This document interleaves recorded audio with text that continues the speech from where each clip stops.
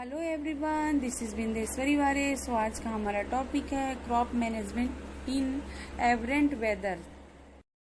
तो dear students, एवरेंट weather में crop management कैसे करते हैं हम उसको देखते हैं। सबसे पहले हम देखते हैं कि एवरेंट वेदर होता क्या है।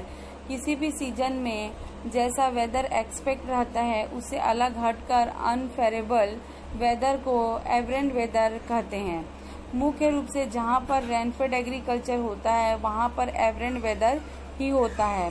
हमारे देश में मुख्यतः crop production south west monsoon से होने वाली रेनफॉल पर निर्भर करता है। इंडिया में मानसून के द्वारा जो रेन होती है वो बहुत ही अनापेक्षित अनियमितता वाली होती है।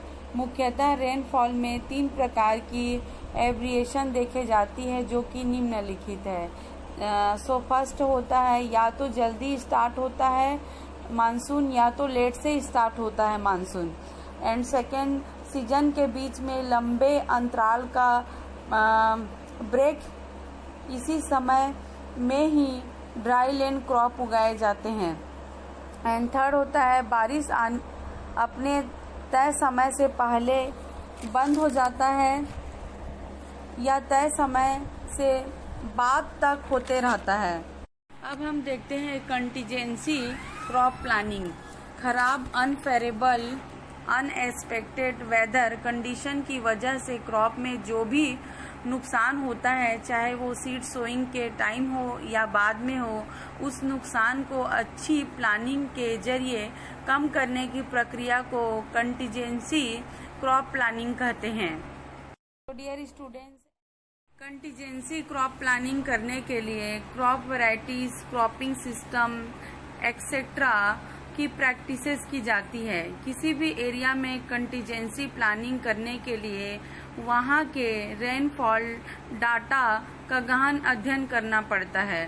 डाटा अध्ययन के अनुसार निम्न सिचुएशन आ सकते हैं। फर्स्ट होता है मानसून का जल्दी आना, और सेकेंड मानसून का नॉर्मल टाइम के आना परंतु तुरंत बाद ड्राई पीरियड होना। एंड थर्ड होता है मानसून का लेट से आना। एंड फोर्थ, वर्षा का तय समय से पहले खत्म हो जाना।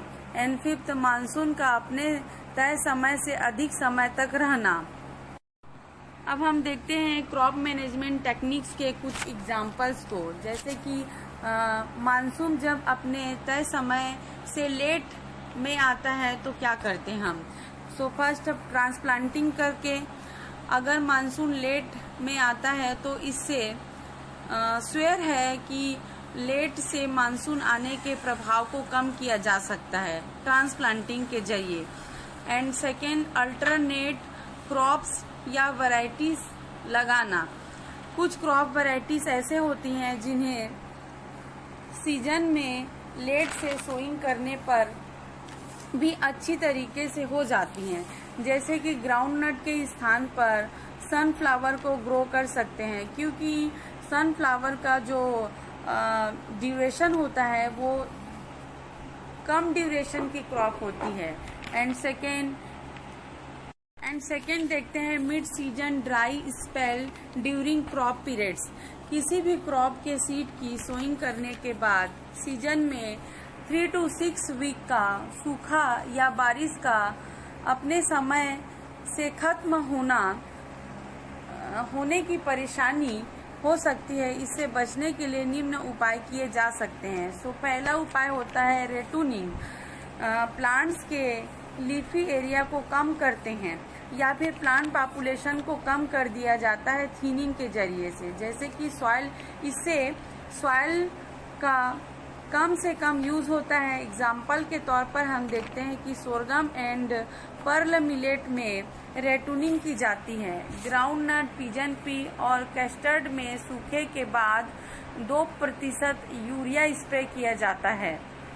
एंड नेक्स्ट देखते हैं मल्चिंग करके। मल्चिंग से सॉइल की वाटर होल्डिंग कैपेसिटी भी बढ़ जाती है। एंड थर्ड जो होता है वीड कंट्रोल। क्रॉप के आजू बाजू जो अनवांटेड जो वीड्स होते हैं उनको हटा देना चाहिए, जिससे सॉइल का मॉइस्चर और न्यूट्रिएंट्स क्रॉप को अच्छी प्रकार से मिल सकता है। एंड नेक्स्ट होता है स्ट्रिपिंग ऑफ लीव्स। मुख्यतः फोटोसिंथेसिस अपर सरफेस की लीव्स में होते हैं, इसलिए नीचे के लीव्स को हटा दिया जाता है जिससे ट्रांसपीरेशन लॉस कम हो सके।